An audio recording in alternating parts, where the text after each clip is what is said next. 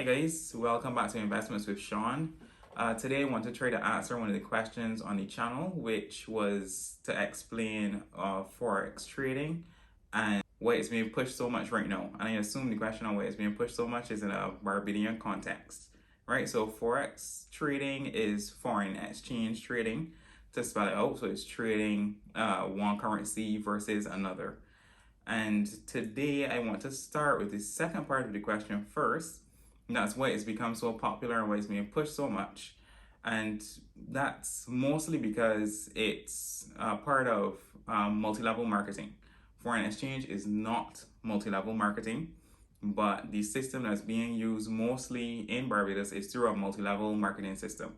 So you may hear people talk about markets live and so on. And this multi-level marketing, you can cast your minds back to Quickstar or Amway, which still happen now.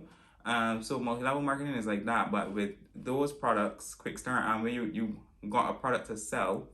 While with the foreign exchange, it's a skill that you're being taught. So just like with Amway in the past, if you get people to join the learning tool, you will make some money that way. And the people who you bring on, they're taught how to do foreign exchange trading, and then they can trade for themselves. So foreign exchange trading is not multi-level marketing, but the knowledge of foreign exchange trading is backing this system. There are some people who join the system just to learn how to trade and then go and trade on their own. So now I want to speak about foreign exchange trading and what that is. It's actually quite a complex topic, but I'm going to try to break it down as much as I can. In the Barbadian context, foreign exchange trading isn't as common or simple to understand for us because we have what's called a fixed rate currency or a peg currency. So most Barbadians will understand that our currency is fixed to the US dollar 2-to-1. But most currencies, they float. So floating rate currency means every day, based on what's happening in economies across the world, currencies strengthen or weaken against each other. So the important thing to note about currency trading is that there's economics behind it, right? So what happens is currencies move based on what's going on in economies in those particular countries.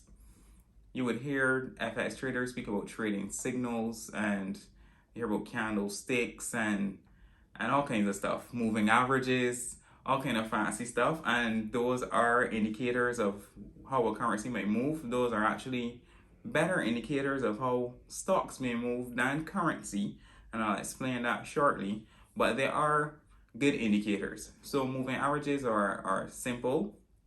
They're just the average over the last 50 days of a price would be the 50-day moving average, and the average over the last 20 days of a price would be the 20-day moving average.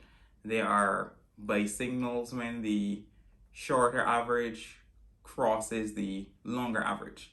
But we don't need to go into all of that right now.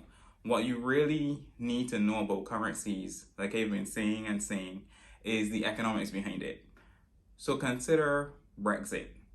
We know the pound in Barbados has been roughly 3-to-1. It's more like 250 these days to the £1 to Barbados dollars. When Brexit was first announced, what would happen was the pound would have weakened. And why the pound would have weakened? Because that decision to leave the European Union led to the belief that the UK would be weaker, they would have less support from the wider union, and therefore their currency will be weaker against other currencies. So their currency would have fallen.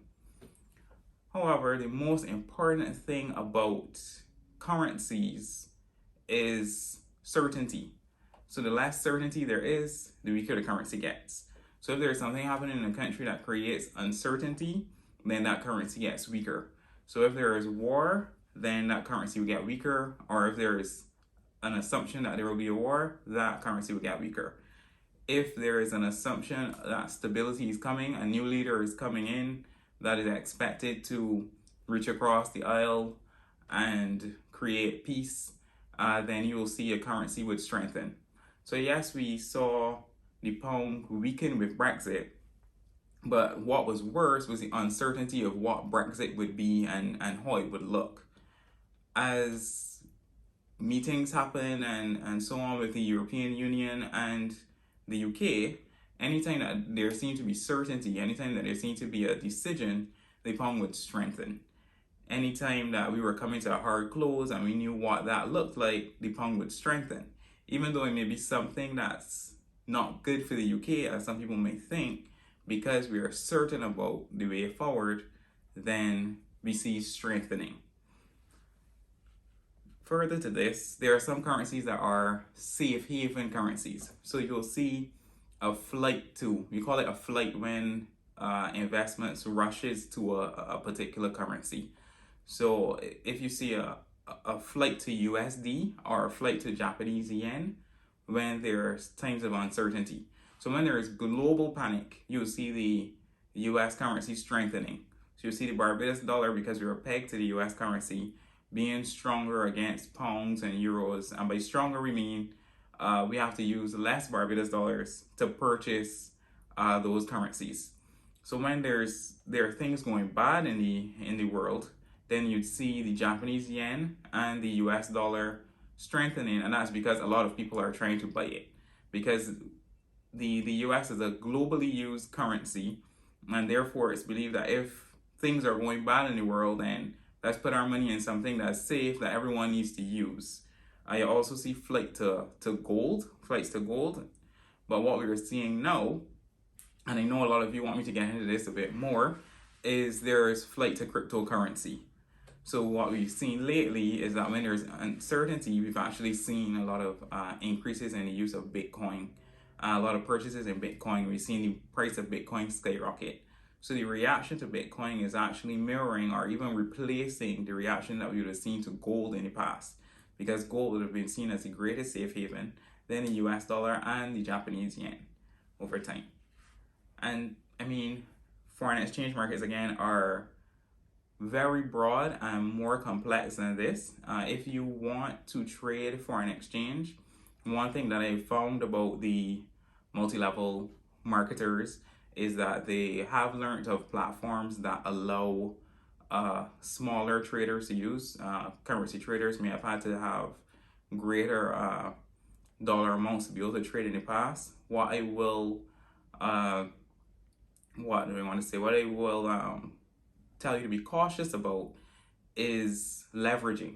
So you'll see, you may be able to trade $5, but because of leverage, you can trade even more. You can get a return that could be 2 or 3 times what you could have gotten on that $5.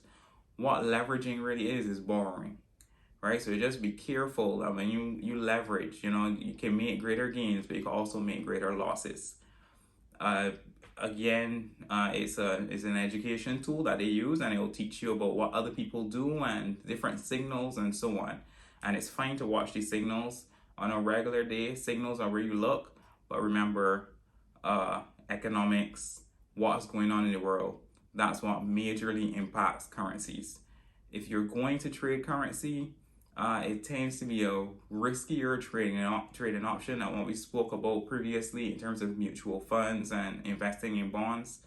So trading currency is not for the faint of heart.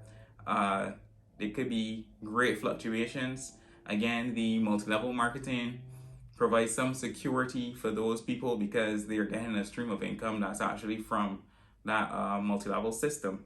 But the actual trading of the currency, a lot of people take it a lot smaller, the $20, and what they can use as disposable income first, a bit more, till they get the hang of it, till they're accustomed with it, and honestly, money that you're able to lose.